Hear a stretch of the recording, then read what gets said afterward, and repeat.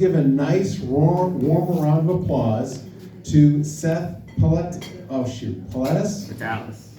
You can say it, so come on. Thanks, Tom. Appreciate you guys. Happy Thanksgiving, everybody, yesterday. Yeah, I call it mashed potato season. It's upon us. My wife calls it deviled egg season. Call me crazy. I'm not a big deviled egg guy. You know, I know it's a big tradition. A couple of reasons.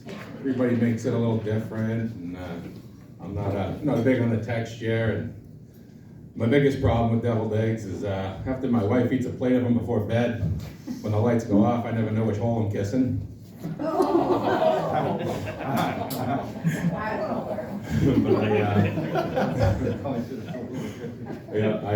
I've been training my whole life for mashed potato season. Been 6'4" and over 300 pounds my whole life. I actually had a point where I was up to like 500 pounds and lost a lot of that weight, but it's been tough on the body. Yeah, it's been tough on the body. You know, from the waist down, I've been kind of like a fitness instructor. You know, and from the waist up, I'm like elementary school lunch lady. You know. Yeah. No, but I started buying clothes to help me feel better about myself. I actually wore one of my shirts tonight. I love it. Woo! Just gives me that confidence when I wake up in the morning, you know? Thank you. Been really working on it. I actually came from a long line of big men in my family. Not all of them tall, you know, but so it's always been fun getting directions from anybody in my family. It's not, you know, what state road, what street, what landmark. Now we're, you know, Wendy's, McDonald's, take a left. You know, you may get lost, but you should never get hungry, you know? Yeah, I mean, I also grew up with an average blue-collar dad. You know, he was good, worked hard. He used to support us every chance he got. But the tough part is he was extremely bipolar. And I'll give you an example. One time he showed up at one of my baseball games, and I was out there on the field, and you know, he yelled out. I saw him there, I was excited. So I'm up to bat and get my first pitch, and I miss. Swing and a miss, and I hear him, "It's okay, bud, keep your eye on that ball."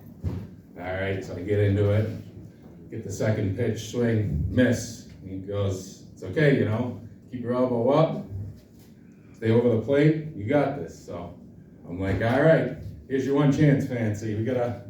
This is all you got, it's your last pitch." So I get in the zone, I swing at that last pitch, and I miss. And I was pissed.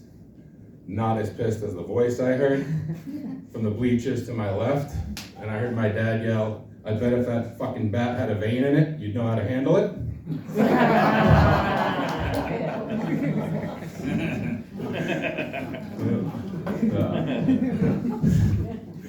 Yeah, so that was tough dealing with, but you know, everybody knew me.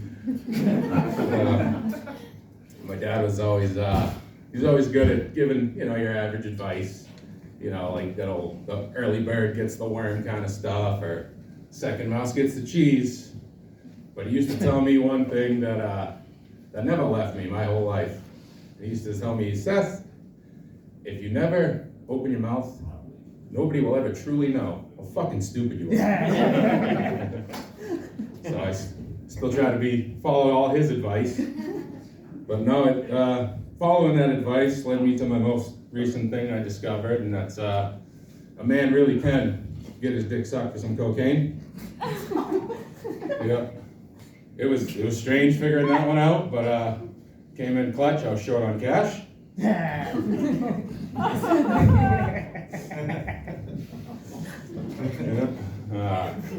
Crazy thing, I stood in the bathroom. I've been seeing these signs around, and I don't know what generation it's from. I can't figure it out, but the sign says employees must wash hands.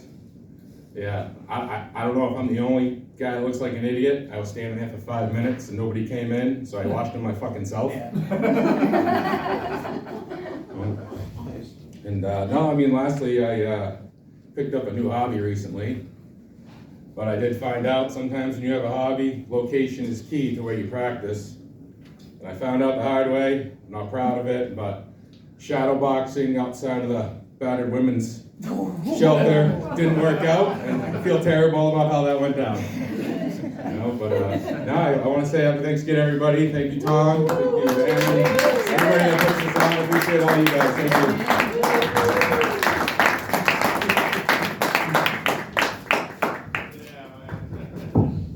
All right, let's keep it going for Seth. So of course I have to ask, were you